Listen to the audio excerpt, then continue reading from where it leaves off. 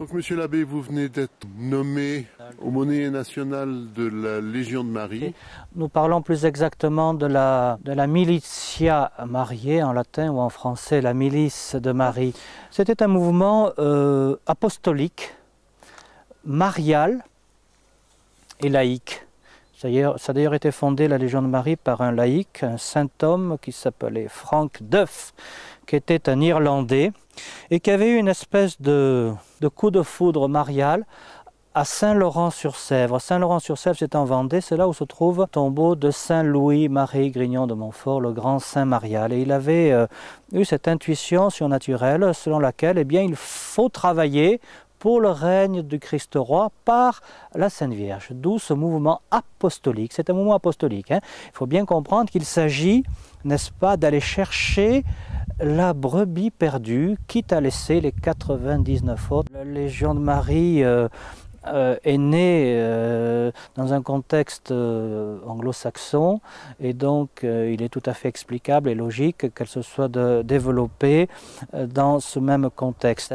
Et M. l'abbé de Cacré, donc le supérieur district de France, a pensé que pour les fidèles, il fallait se souvenir que nous ne sommes pas simplement des baptisés, mais des confirmés, des soldats du Christ, et défendre, répandre, diffuser cette vérité, cette lumière que nous avons reçue, ces grâces qui sont les nôtres, on ne peut pas les garder pour soi, il faut les donner, il faut les distribuer, on ne peut pas laisser la lumière sous le boisseau, il faut la mettre sur la montagne, avoir cet esprit, ce zèle apostolique, et quelquefois, il faut bien le reconnaître, nous manque un petit peu. Donc, on a commencé véritablement en 2008, en octobre 2008, à Lourdes. On a fait les premiers engagements à 6 h du matin dans la grotte. Et puis on était quelques-unes. On a commencé en Anjou en fait, véritablement. Donc sur la terre de Saint-Louis-Marie Grignon de Montfort. Donc ça a recommencé au même endroit en fait. Enfin, actuellement on a déjà une quinzaine de noyaux un peu partout en France. Donc, il y en a à Paris, Lille, Saint-Malo, Romagne, Poitiers, Strasbourg, c'est un peu partout. Ça s'organise en principe autour d'un prieuré. Un des prêtres du prieuré qui a la fonction d'aumônier du groupe qu'on appelle un présidium. La Légion de Marie était calquée sur la Légion romaine, d'où ces noms latins. Puis un président laïque, n'est-ce pas, puisque c'est un mouvement laïque. Et tous les 15 jours, vous avez une mission apostolique à accomplir. Vous avez un président, un aumônier, un secrétaire, un trésorier. Oui, ils se réunissent tous les 15 jours, mais avec tous les légionnaires de leur présidium. Le président et l'aumônier font une préparation. Ils choisissent les activités qui vont être proposées aux légionnaires. La réunion se passe comme ça. On a le chapelet récité en commun au début. Donc chaque légionnaire doit faire un compte-rendu de ce qu'il a fait pendant les 15 jours. On lui a donné une mission. Comment ça s'est passé? Au début, à Paris, on avait commencé plus avec l'apostolat de rue.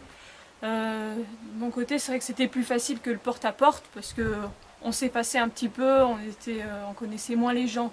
Et on voit que les gens sont plus disponibles, plus ouverts, on va chez eux déjà. Bon, c'est vrai qu'il faut un peu dominer ses craintes, son respect humain, ce qu'on a beaucoup, je pense qu'on a tous un petit peu.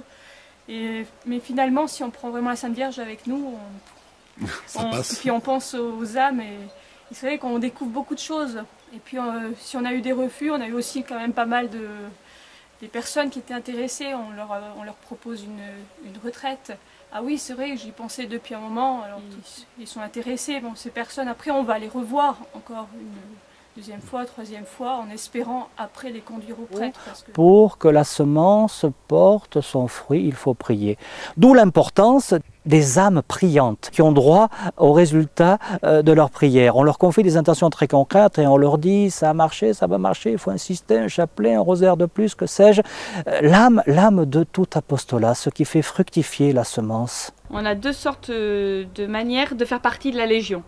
En membre actif ou en membre priant.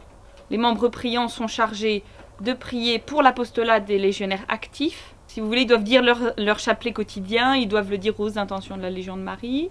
Ils ont ce qu'on appelle une tessera, c'est une feuille avec quelques prières dessus. Il n'y a pas énormément de choses. C'est très simple de faire partie de la Légion de Marie en membre priant. En membre actif, ça vous demande beaucoup plus, on va dire, de dévouement, de générosité. On en a besoin de jeunes et de moins jeunes. parce qu'il y a toutes les tranches d'âge dans la Légion de Marie. On a des hommes, des femmes, des étudiants, des personnes mariées, des célibataires, vous voyez, des gens qui sont étudiants, des gens qui travaillent, qui sont ouvriers, qui sont cadres, vous voyez, on a vraiment tout le monde.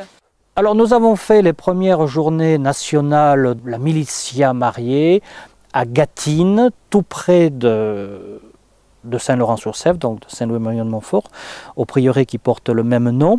Et il y avait une bonne trentaine de personnes, c'était les principaux responsables actuels. Je pense qu'il doit y avoir une quinzaine de groupes plus ou moins formés selon les cas. On a aussi toutes les visites à domicile, les visites aux personnes seules, l'apostolat de rue, donc du tractage, vous voyez, pour des informations.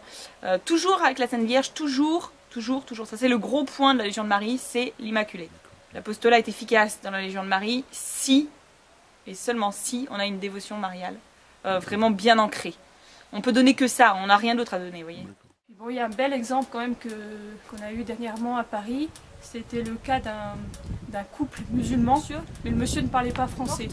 Au bout d'un moment, le monsieur arrive et il a dit « Hé, remontez, il y a ma femme qui parle bien le français ». Et la femme a présenté une statue de Sainte Rita. Et puis au bout en fait, une semaine après, ils avaient déjà été voir monsieur l'abbé Beauvais à Paris pour demander le baptême. On a eu l'occasion de leur faire suivre la messe. Et pendant la messe, c'était aussi intéressant parce qu'il y avait des membres priants qui étaient devant nous. Alors, on s'oublie un petit peu pour penser aux autres. C'est vrai qu'on souvent on se dit on a tout, ce qu'il faut dans la tradition. Moi, en tout cas, de mon côté, j'étais habituée un peu à tout avoir. Oui. Et on se dit oh non, on doit quand même penser aux autres âmes. Oui. Puis en même temps, s'appuyer sur la Sainte Vierge.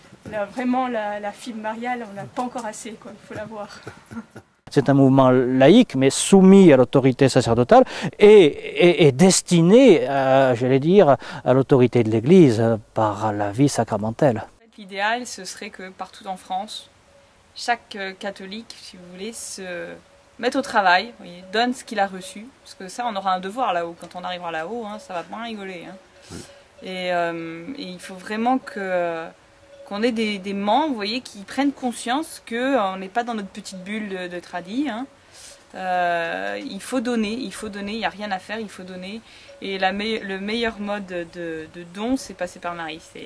Là, ça multiplie, la croissance, c'est beaucoup plus efficace. Tous ceux qui veulent faire partie de la Légion de Marie, ils n'ont qu'à s'adresser à notre aumônier général, M. l'abbé Lagneau. Ce n'est pas un mouvement de laïcs, si vous voulez, indépendant qui fait ce qu'il entend. Hein. On est en lien très très étroit avec le prêtre. On commence modestement. Nous, la première année, on avait fait une réunion par mois. On a accéléré un peu la cadence.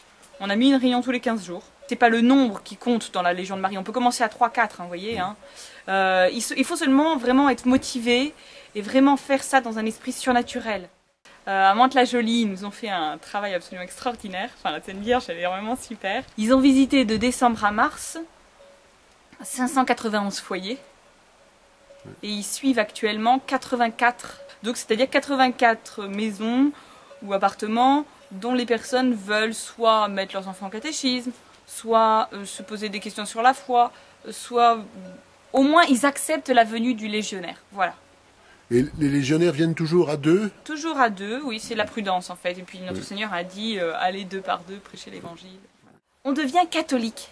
Vous voyez, on se met à la dimension de l'Église catholique. Il y a du travail, hein, il y a vraiment du travail, quoi. Oui. Il faut des ouvriers. C'est extra, c'est vraiment extra. On a beaucoup d'a priori et une fois qu'on a mis la main à la pâte, on en redemande. Vous avez la Sainte Vierge en poche, enfin à l'intérieur de vous, voilà. Oui. Et vous partez avec elle et c'est elle qui fait le travail. C'est pas vous qui faites le travail, c'est elle. De mon côté, moi, il y avait beaucoup, je pense, de personnes, en tout cas de jeunes, même de personnes 40-50 ans, qui avaient tout abandonné, qui avaient quelque chose, qui avaient été baptisés, mais qui ne voulaient pas dire tout de suite qu'ils avaient été baptisés, mais qui voulaient revenir à quelque chose qui avait soif vraiment de la vérité. D'ailleurs, ils ont accepté la médaille quand on leur a... Mais quand on leur transmet la médaille, il y a déjà une petite porte ouverte, quoi. En plus, à Paris, il y en a beaucoup qui ne la connaissent pas. Hein. Ça, c'est le manuel de base, donc, qui a été écrit par Franck Duff. Un manuel très complet, il y a beaucoup de choses, il y a autant du spirituel que du très pratique. On fait des choses très adaptées au public, vous voyez. D'accord. On utilise des mots qu'ils connaissent, on part de là où ils sont, vous voyez. Donc, ce qu'on appelle le vexilium. Oui. Donc c'est tout un symbole, vous voyez. Vous avez le Saint-Esprit, vous avez en fait c'est comme la légion romaine, vous voyez. Oui. Seulement c'est pas un aigle, c'est la colombe donc du Saint-Esprit. Là vous avez donc le nom, le Dio marié, et puis l'emblème de la Sainte Vierge, la médaille miraculeuse qui domine le monde, vous voyez. D'accord. Voilà.